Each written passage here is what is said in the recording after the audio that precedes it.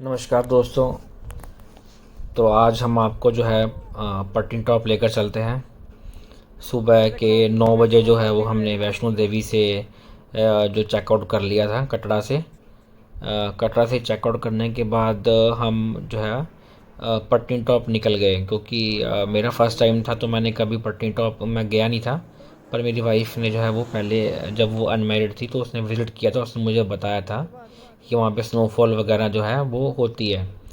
तो मात्र ये आप लगा लीजिए कि 1.5 घंटे या पौने 2 घंटे के आसपास का जो है ये रास्ता है। और मतलब बर्फ़, पत्नीटॉप आप लगा लीजिए, अभी पत्नीटॉप यहाँ से आधा घंटा दूर था और बर्फ़ जो थी वो हल्की हल्की पड़ने शुरू हो गई थी। तो गाड़ी हमने बड़े सेफ़ तरीके से साइड पर लगा ली। और आप इस चीज़ का ध्यान जरूर रखिए, गाड़ी के जो टायर हैं वो आइस में स्लिप होते हैं। तो अगर आपके पास 4x4 नहीं है तो थोड़ा देख के ही चलाएं। तो और रोड्स बहुत अच्छी हैं, बिल्कुल प्लेन रोड थी, कोई बम्प कोई खड्डा या कुछ भी हमें ख़राब चीज़ नहीं मिली। बड़ी प्लेन ड्राइव थी और कंफर्टेबल राइड थी। तो 1.5 घंटे के बाद ही जो है वो हमें रास्ते में स्नोफॉल वगैरह देखनी जो है वो स्टार्ट हो गई थी, पड़नी शुरू हो गई थी। और साइड में जो पूरी भर भर के जो है वो बर्फ़ पड़ी हुई थी। और रास्ते में पेट्रोल पंप वगैरह भी जो है वो आपको आराम से मिल जाएंगे, तो तेल वगैरह की भी आपको जो है वो कोई दिक्कत नहीं है। फैमिली के लिए अच्छा है। बच्चा था हमारे साथ में, हमारा बेबी, और भी कई फैमिलीज थी वो जो वहाँ पर आई हुई थी, और हमने खूब जम के मस्ती की। होटल की हमने कोई भी बुकिंग वगैरह सच कुछ भी नहीं कराया हुआ था। हमारे माइंड में ये था कि हम जब जाएंगे तो वहाँ पर जाके कुछ ना कुछ हम बुक करवा लेंगे। तो ये दोस्तों वीडियो मैंने फरवरी के लास्ट मंथ में शूट किया था। तो कभी आप अगर कटरा जा रहे हैं, वैष्णो देवी जा रहे हैं, तो वहाँ से आप 1 डेढ़ घंटा लगा लीजिए, 1.5 या 2 घंटा आप आगे निकल जाएंगे तो आपको पत्नीटॉप है वो दिखाई देगा। पत्नीटॉप, फिर उसके बाद नत्था टॉप। और अगर आपने श्रीनगर की तरफ जाना है तो आप श्रीनगर की तरफ भी जो है वो यही हाईवे निकलता है। और गाड़ियाँ आपको दिखाई देंगी यहाँ पे, वैगनर वगैरह, एल्टो वगैरह भी जो हैं बड़े आराम से जो है वो जा रही थी। कुछ भी रास्ते में ऐसा कुछ भी दिक्कत नहीं था। अभी तक ट्रैफिक भी सही था। ट्रैफिक हमें मिला था इसके आगे जाके, काफ़ी लंबा जाम था। तो पट्टी टॉप में एक्चुअली 2 स्टॉप हैं, हम बिल्कुल आगे वाले स्टॉप पे नहीं गए।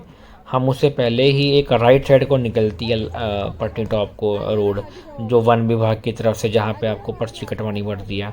वहाँ पे कम से कम भी 100 के आसपास होटल है जहाँ पे नाग देवता का भी टेम्पल है। तो हमने वही रोड चुनी जाने के लिए। और वहाँ पे हमें किसी ने लोकल नहीं, क्योंकि ये मेरा फर्स्ट टाइम था। उसके बाद तो मैं हर साल ही जाता रहा हूँ पत्नीटॉप। जब जब मैं वैष्णो देवी गया हूँ तब तब मैं पत्नीटॉप ज़रूर घूमने गया हूँ। मुझे बहुत अच्छा लगता है पत्नीटॉप जाके ना।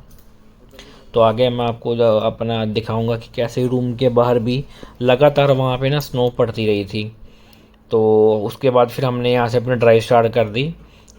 20 एक मिनट हमने 15-20 मिनट यहाँ पर चिल किया। उसके बाद हम होटल पहुँच गए जहाँ पे और ज़्यादा बर्फ़बारी थी। पहले हमने कपड़े चेंज किए अपने, और जो हमने ओवरकोट वगैरह लेकर आए थे वो हमने डाल लिए। सिर वगैरह हमने अच्छे से कवर कर लिया था, क्योंकि हमें मालूम था कि फरवरी का लास्ट मंथ है, फरवरी का लास्ट डेज चल रहे हैं, तो ठंड वहाँ पे बहुत होगी। कटरा में तो इतनी ठंड नहीं थी वैसे, लेकिन पत्नीटॉप में तो पूरी बाथरूम में जो पानी था वो भी जमा हुआ था। यहाँ पे हमें आप लगा लीजिए 1500 या शायद 2000 के आसपास हमें रूम मिल गया था विदाउट फूड। फूड हमने बाहर एक लोकल शॉप से है, वहाँ से हमने खाना ज़्यादा बेहतर समझा। हमारे होटल में मुझे लग रहा था कि शायद हम ही रुके हुए थे, और वो सामने गाड़ी थी हमारी। और यहाँ पे दोस्तों गंडोला राइड भी है। अगर आप थोड़ा वॉक करके जाएंगे तो आपको गंडोला राइड भी मिलेगी, जिसका टिकट 800 के आसपास टिकट है, जिसमें आपको गंडोला राइड जो है वो दूसरी साइड में उतार देती है। वहाँ पे काफ़ी होटल्स हैं और खाने पीने का और पार्क वगैरह का, बच्चों के झूले और छोटी मोटी एक्टिविटीज़ भी हैं वहाँ पे। अगर आपने गाड़ी लेके जाना तो 1 डेढ़ घंटे का वापस गंडोला को भी रास्ता निकलता है।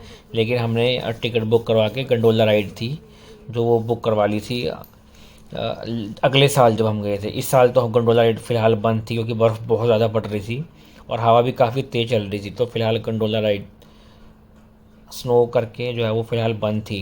लेकिन अगले साल जो है वो हमने फिर गंडोला राइड, जब हम गए थे नवंबर के आसपास, तब फिर हमने वो गंडोला राइड भी ली थी। तो अगर आपने गंडोला राइड भी चेकआउट करना है तो आप थोड़ा सा अगर टैक्सी कर लेंगे, या अगर आपके साथ अपनी गाड़ी है तो मात्र 20 मिनट का 15-20 मिनट का रास्ता है।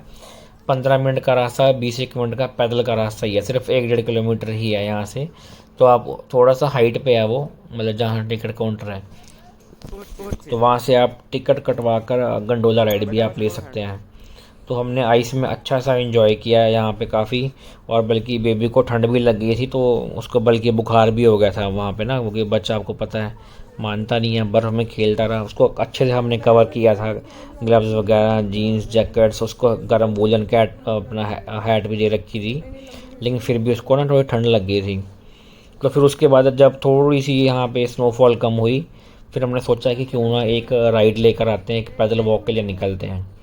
तो फिर हम पैदल वॉक के लिए निकल पड़े। यहाँ पे फूड की दुकान तो सिर्फ एक ही है, बंसीलाल की, उसका खाना बहुत अच्छा था। हमने वहाँ से आलू गोभी और बाकी दाल वगैरह ली, और फिर हम पैदल जो है वो एक वॉक के लिए निकल गए।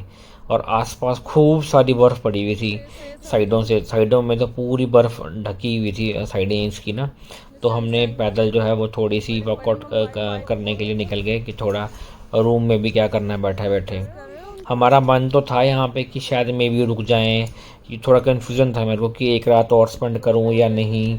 तो लेकिन मेरा मन था कि अब बर्फ़ पड़ रही है, गाड़ी भी कोई मेरे पास 4x4 नहीं है, और अभी मुझे गाड़ी भी प्रॉपर बहुत ज़्यादा मैं एक्सपर्ट नहीं था उन दिनों में। तो मेरे को था कि बस मैं कल निकल जाऊँगा सुबह, ताकि बर्फ़ अगर और पड़ गई तो मुझे दिक्कत ना हो। तो इस तरह से आप एक वॉक के लिए अगर आपने करना है एंजॉय तो आप वॉक कर सकते हैं। हमारे होटल में तो फ़िलहाल हमने कुछ भी ना टी फूड वगैरह हमने कुछ भी टेस्ट नहीं किया। हमने बाहर से ही जो है वो खाना खा लिया था, और जो होटल के साथ हमारे बाहर ही शॉप थी। और रात को तो और बर्फ़ पड़ी थी यहाँ पे, बहुत ज़्यादा बर्फ़ पड़ती रही थी। तो मैंने रूम वालों से ब्लोअर ले लिया था रूम में लगाने के लिए, लेकिन उससे कुछ भी असर नहीं हुआ। इतना ठंडे रूम से हमारे, बहुत ज़्यादा ठंडे रूम से। उसके बाद फिर मैं इस वाले होटल में रुका नहीं कभी। मैं वहाँ पे एक शेषना करके मुझे अभी नाम याद नहीं है, मैं डिस्क्रिप्शन में डाल दूँगा। हर साल हम वहीं पे रुकते थे फिर पटनी टॉप के होटल में। उनकी प्रॉपर्टी बहुत अच्छी है, वो देखिए आपको गंडोला राइड जो है वो दिखाई देगी, वो उसका ऑफिस भी साथ में ही है, वो देखिए आपको दिखाई दे रहा होगा। तो ऐसे अगर आपने गंडोला राइड करनी है तो आप राइड भी कर सकते हैं, और इस केबल के थ्रू आप दूसरी साइड में उतर जाएंगे। ये राइड आपको 15-20 मिनट की राइड है, 15-20 मिनट की। तो अगर राइड अब आपने करनी है तो वो भी अवेलेबल होती है, लेकिन हमारे टाइम पे जो थी वो अवेलेबल नहीं थी, फ़िलहाल वो बंद थी।